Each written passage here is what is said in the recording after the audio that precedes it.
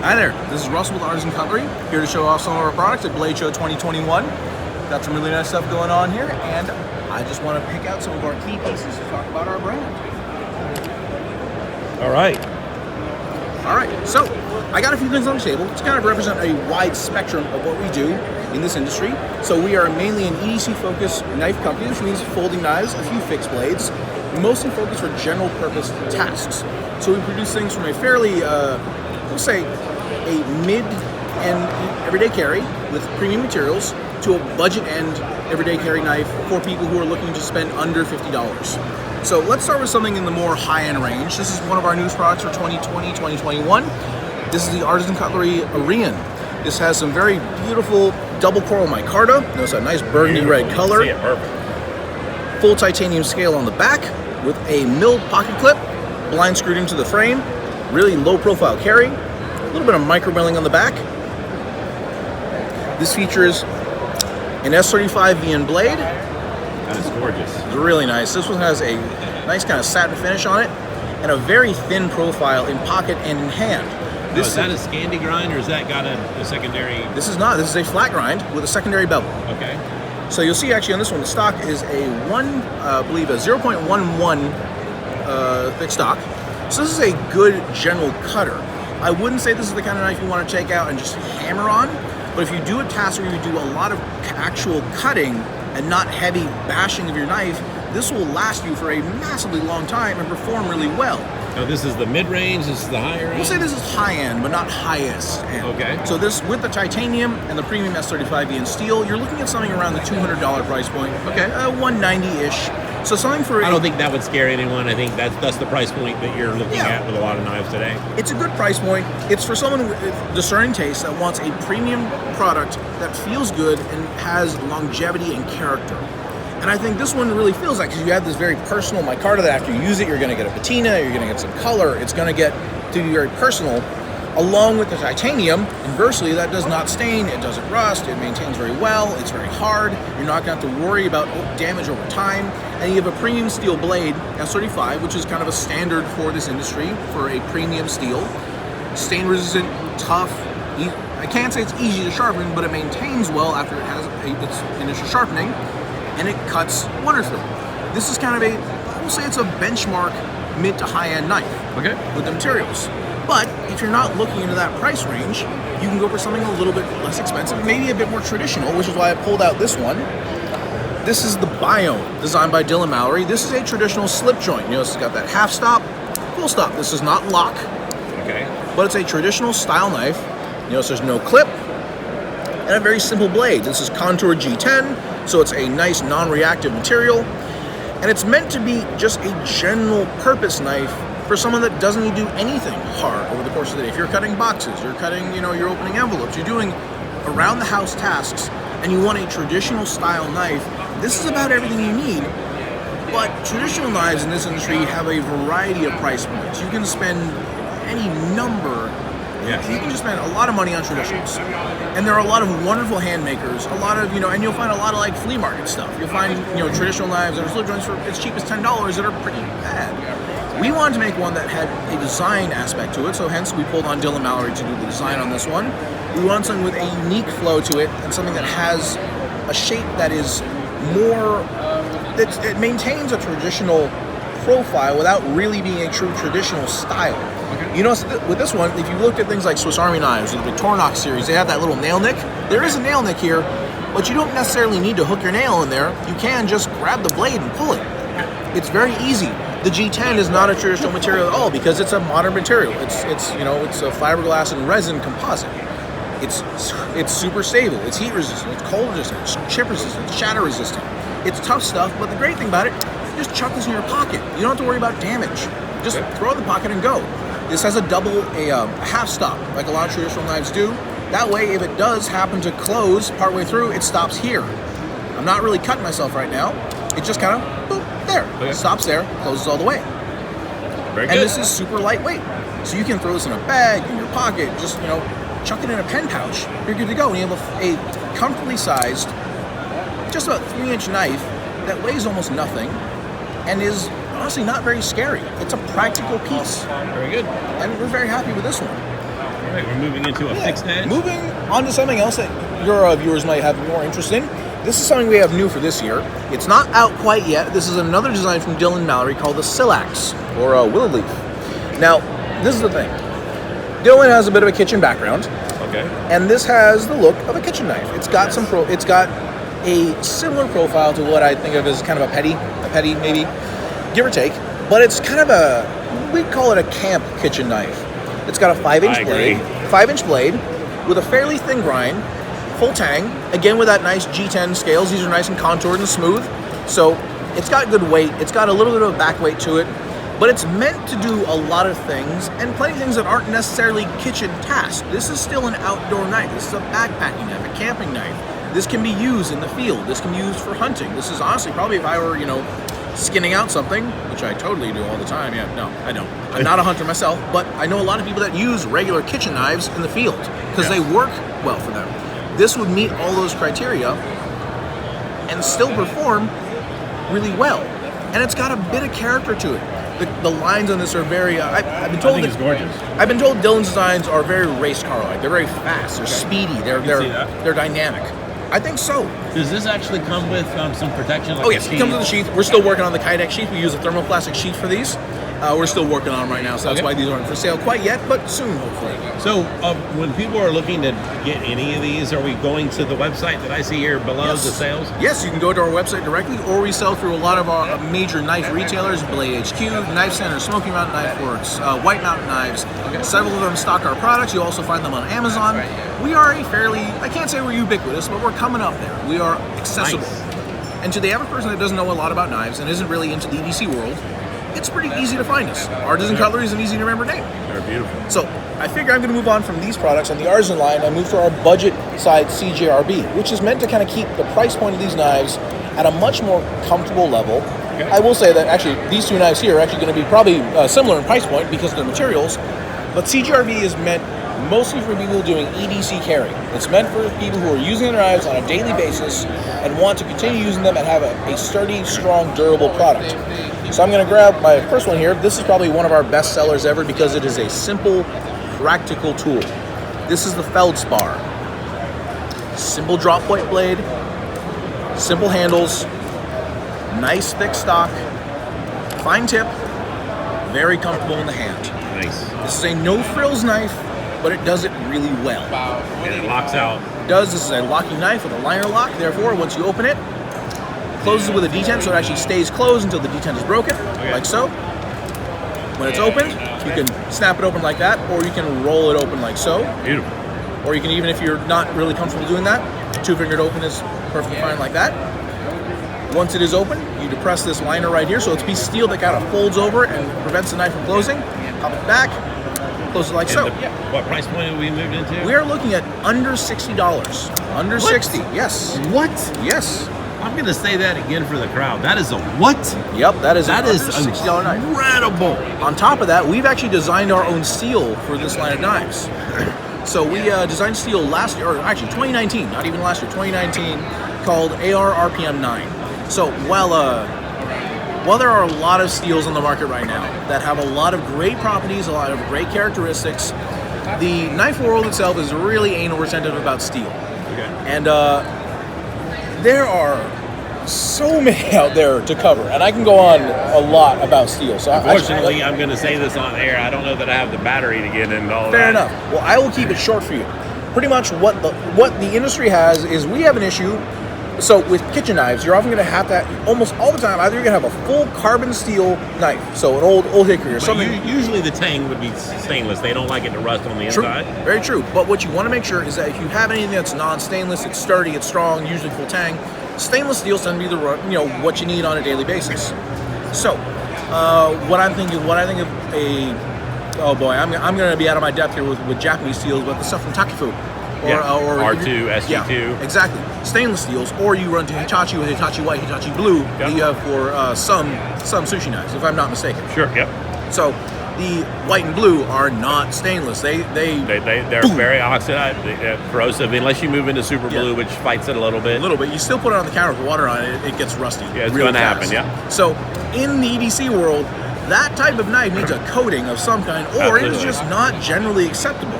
Because one, you want a knife with properties that'll make it tough and durable, but you also want it to be stain resistant, and you want to be, you're probably going to be sharpening it not as often as a kitchen knife, but you want it to be something that can be sharpened readily. Okay. There are plenty of steels out here that are meant to be super high hardness that don't need to be sharpened barely at all. Something like 3V, M4, they don't need sharpening much more than, we'll say they take excessive use, they need to be sharpened. But that comes at the cost of it being non-stainless, which would not be acceptable in a kitchen. Absolutely. Yeah. So in our case, we're not aiming for that high end. We're aiming for something that is meant to be in every man's tool steel. This is definitely getting ready to be in everyone's. I mean, I don't know anybody's going to watch this and not just run out and get this.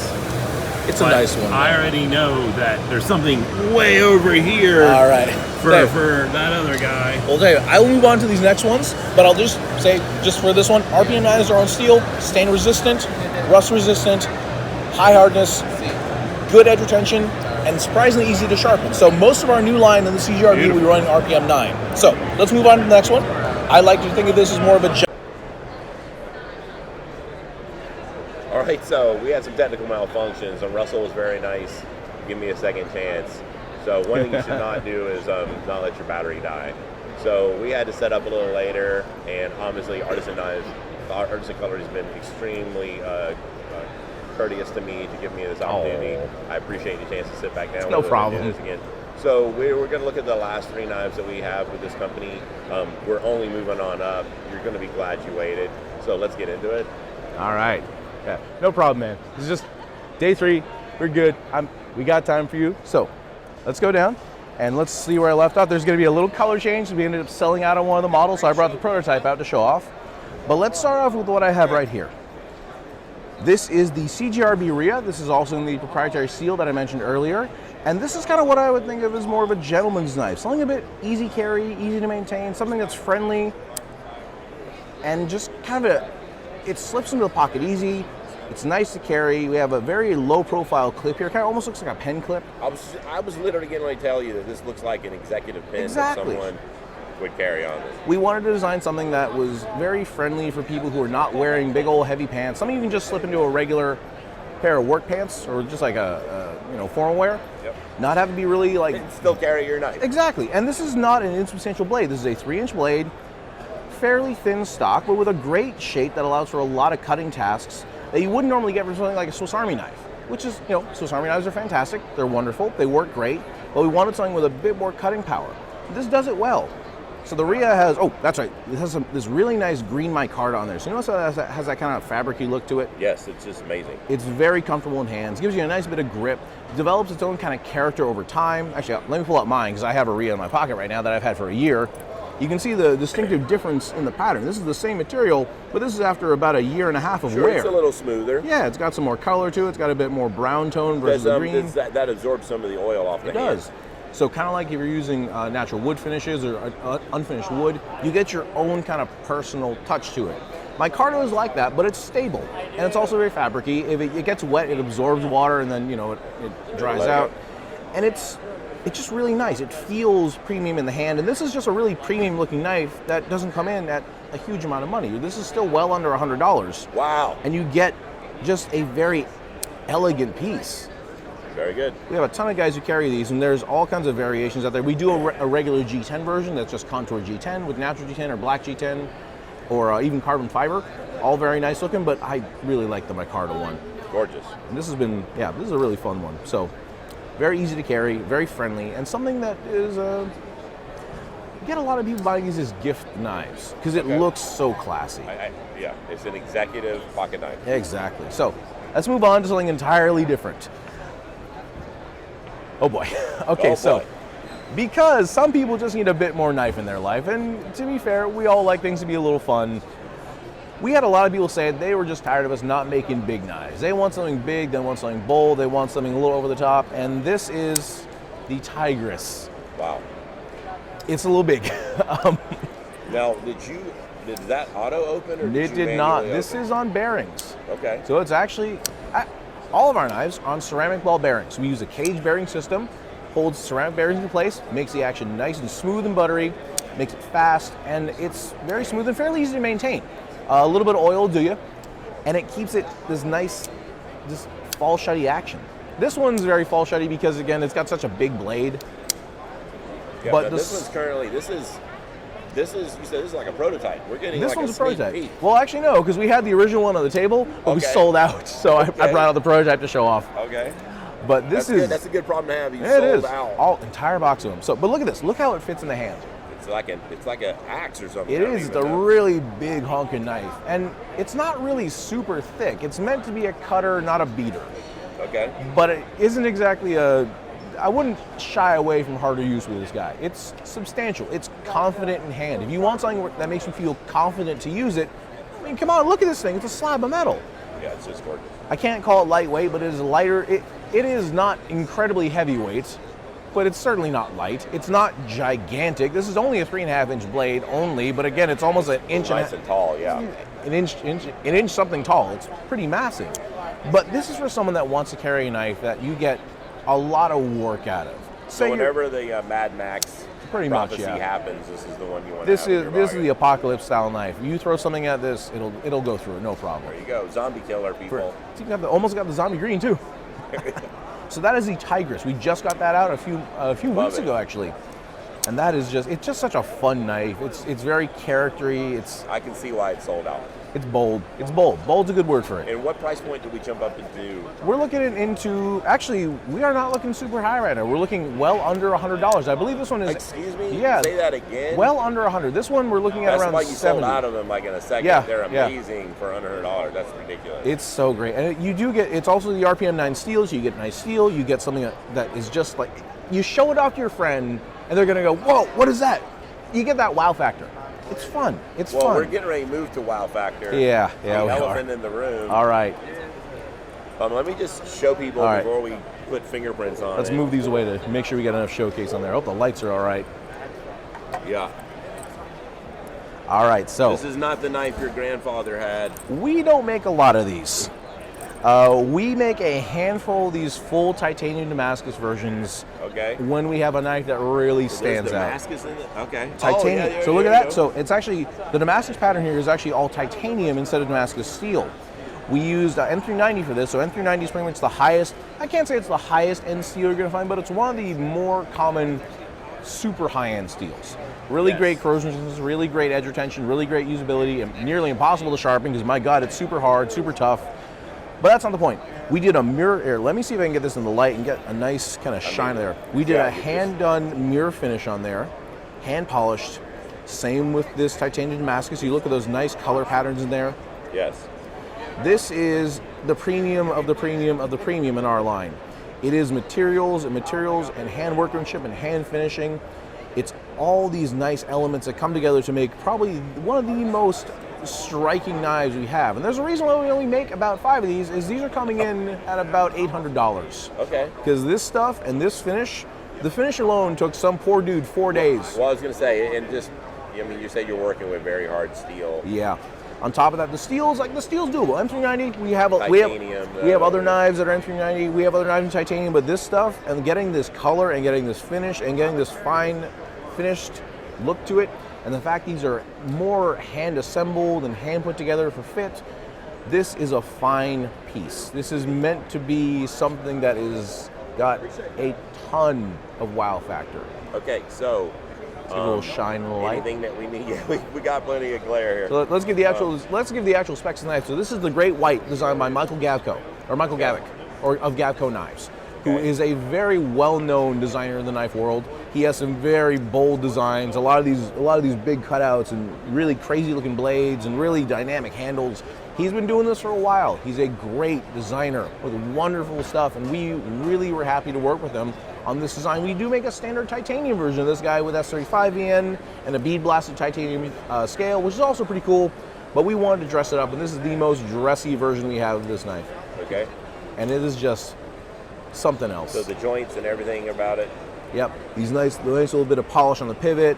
Let's flip it. I'm so scared to turn this thing over. But all that nice color and the nice finishing and everything on this is just hand done, hand finished, hand cleaned up. Yeah, the clip just blends right in. It's so nicely done. I mean, So really on this case, you're paying for premium finish and premium materials. If you want the flare, it's there. You can buy it. Yes. If you want the same model, we sell the regular model for about $200. Okay. Which, you know, it's not an insubstantially expensive knife. Nope. But this you're paying for what goes into it. There you You're go. paying, it's a showpiece. yeah. It's a museum piece. It's like when you get People like them. It's like when you get the extra, you know, you get the fancy finishes in your blade, you get the hammer finish on some of those Japanese knives, you get the fancy wood scales. The sashimi finish, yep. Exactly. So this one, I'm going to put this one down so I don't scare myself and worry about dropping it, but it's a gorgeous piece made for someone with very discerning taste. Absolutely. Well, I'm going to tell you what, this was definitely not a dull moment.